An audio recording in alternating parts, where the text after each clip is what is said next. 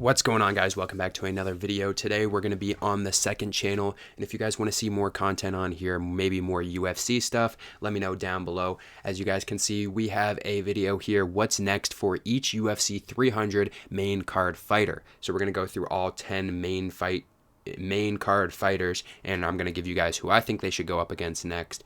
And a lot of them were pretty easy conclusions to come to. Some, maybe there's a few different options, but I mean, let's just get right into this. And starting off first, we have Bo Nickal, who defeated Cody Brundage by second round submission. He said himself he wasn't very happy about his performance. Maybe it took him a little too long to get to the finish, but either way, Bo Nickal, still a very, very young fighter. I know there's a lot of people complaining about him being on 300, which makes sense. I mean, there was other potential fights we could have seen on 300 that were on the prelims that maybe would have been a little bit more competitive. Maybe that Yuri fight would have been more exciting. Almost anyone else, I feel like, but I'm not upset about it. At the end of the day, we got a good card from top to bottom, so there's always going to be something that someone's upset about. But Bo Nickal, I think his next fight, he called out Anthony Hernandez, which if you guys don't know, Anthony Hernandez, another young fighter, only 30, 12-2 right now. I mean, he's on a pretty good win streak, won his past 5 fights, and I think this would be a pretty good fight. This is one of those fights where a lot of people have been calling out Bo Nickal for maybe not going up against strong competition. I think this one would be a lot harder of a competition than anyone else, really. That he's fought so far. The only problem is he does have a fight on the Newark card in June, so Nickal calling him out, a little bit interesting. Maybe he didn't know he was fighting then. There is maybe some other options Bo Nickal could go with if he wants another trash can to run through, but Hernandez would probably be the best competitive fight, and depending on how close Hernandez's fight in that card is in just about a month and a half, maybe Nickal takes a little bit of time off. If he wants to continue to build up while he's still young, though, I would assume that he wants another fight this summer, and I don't know how potential that is depending on how far Hernandez goes in that next fight, but I think that would be the most competitive fight out of the options we could see. Besides that, I wouldn't be surprised if he goes up against another easy opponent. And next up, Cody Brundage. I really don't care who he goes up against. I'm really not a fan of Cody Brundage at all. I think he was a very good young talent, and recently just hasn't really impressed me too much. There's not really anyone I can point out to right now that I think he could go up against. I mean, he just got destroyed by Bo Nickal. He made it to the second round, so props to him, but I really don't care who he faces next. Just throw him on an Apex card and fill in another slot.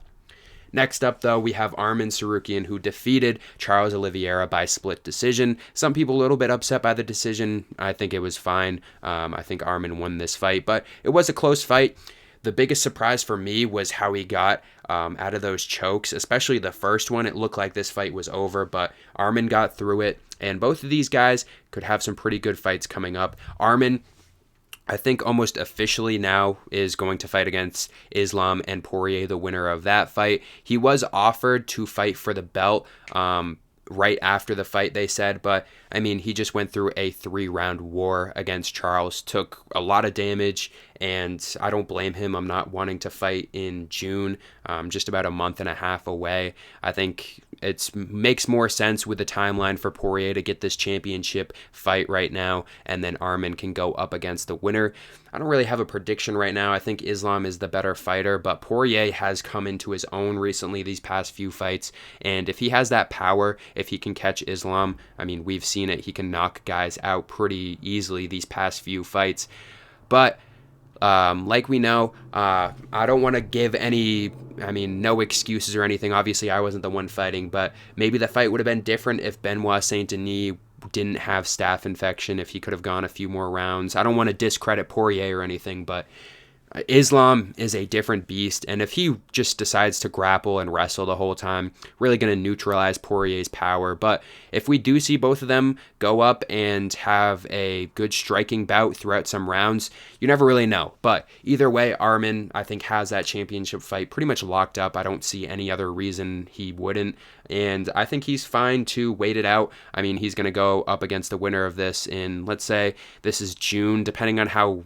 quick that fight goes, depending on how quickly Islam wants to actually defend his belt again. Wouldn't be surprised if it takes another year for the Arman fight, but you would assume that they fight before the end of the year, but who knows at this point.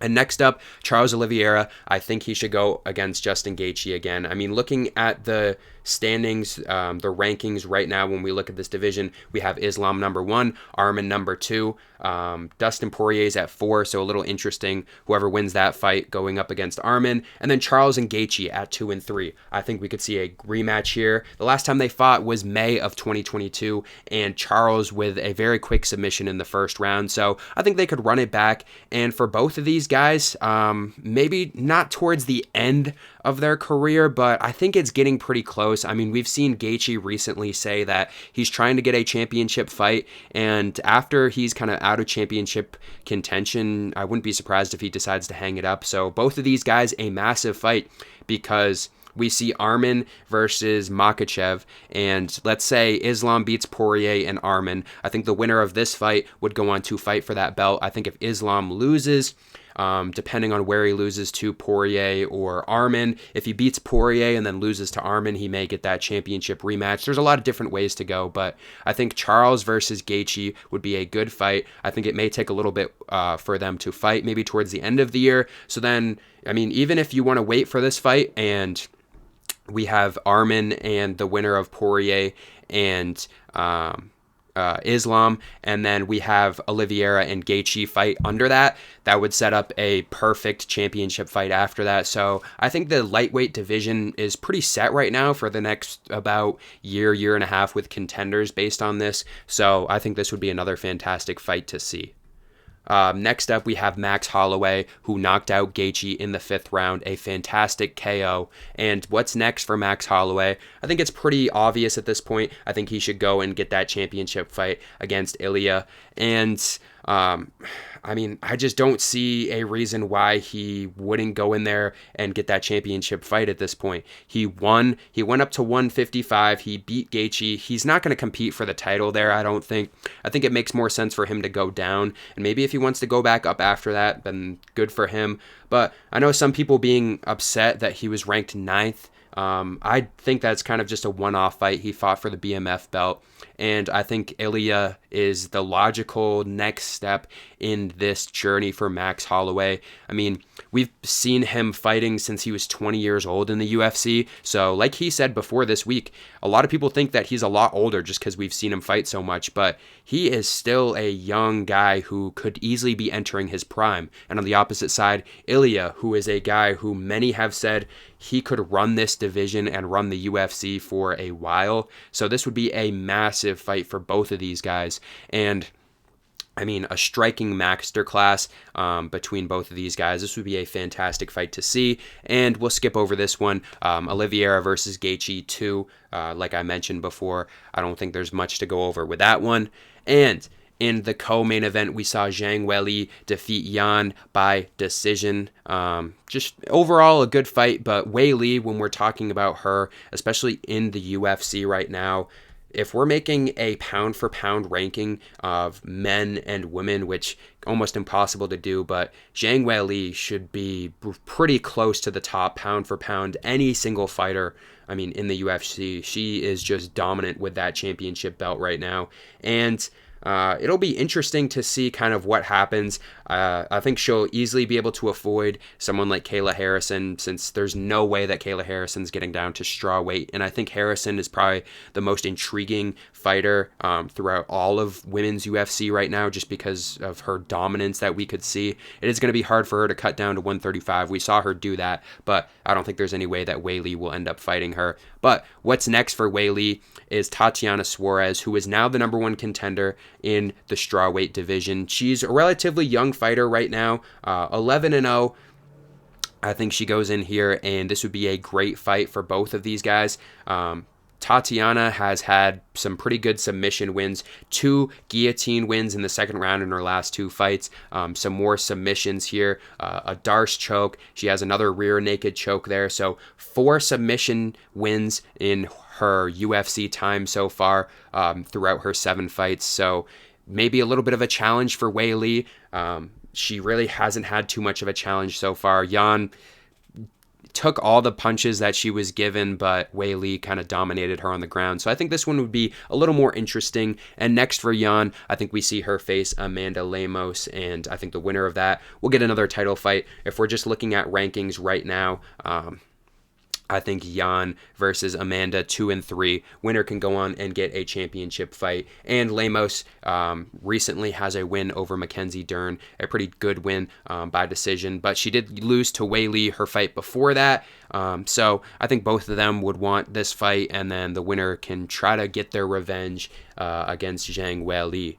And in the main event, if you guys don't know, I am not a Jamal Hill supporter at all.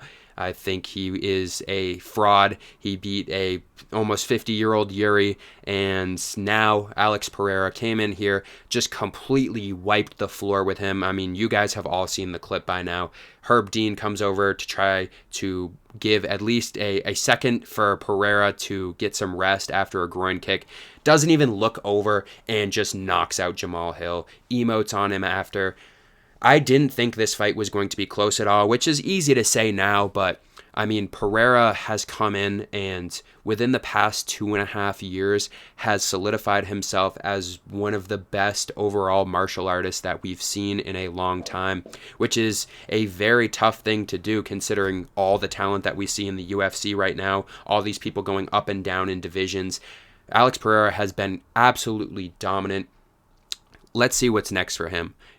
Not Tom Aspinall. I think it should be Magomed Ankalaev, who, in my opinion, actually won the championship. I know there was a draw when he went up against Yan in December of 2022. I think he won that fight. Yan even said that he thought that Magomed won that fight. And then we had the no contest against Johnny Walker, but then came out and knocked him out in the second round recently. So I think this makes the most sense when we're looking at the rankings right now within this division.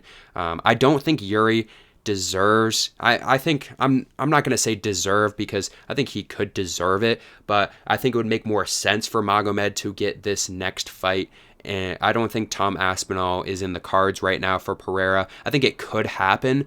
I wouldn't be surprised if the UFC tries to go with that route or if Pereira tries to go for it. It doesn't seem like Dana White's a huge fan of it right now, and I'm also in the boat where I think you have to defend the belt. Not a set amount. I think there's a lot of different instances where maybe some divisions are a lot weaker, but let's say he wins this fight against Magomed, and then let's say he wins his next fight. I don't think there's any reason why he shouldn't try to go up for heavyweight at that point.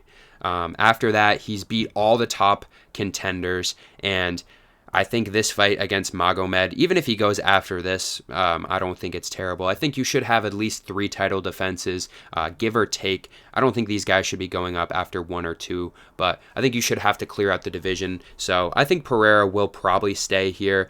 He is on the older side, as we know, but I think he goes out here, fights Magomed, and I think it's a good stylistic fight for him. And next up, Jamal Hill versus Yuri for a #1 contender fight. Jamal is 3rd now behind Magomed, so makes a little bit of sense. Yuri, I don't think he really should get that championship rematch immediately.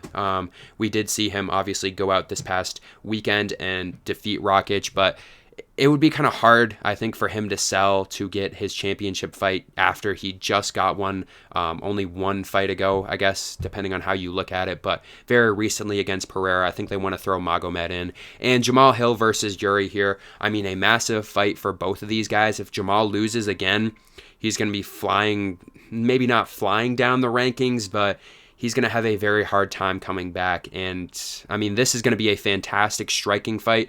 If this is a main event, which I would assume it would be, or at least a co-main event, I don't think this is going the distance at all. I think one of these guys is going to knock the other guy out, which we have seen with most of these light heavyweight fights recently. And there's a lot of different contenders too. So if Jamal Hill falls in this fight, loses against Yuri, he's going to be competing against guys like Khalil Roundtree, guys like Johnny Walker at that point. And then he's going to be kind of out of that contention. But if you're a Jamal Hill fan, I don't think he's completely done. That would kind of be that wouldn't make sense to say considering he just fought for the belt, but it is going to be a very tough fight for him against Yuri and a very big fight for him.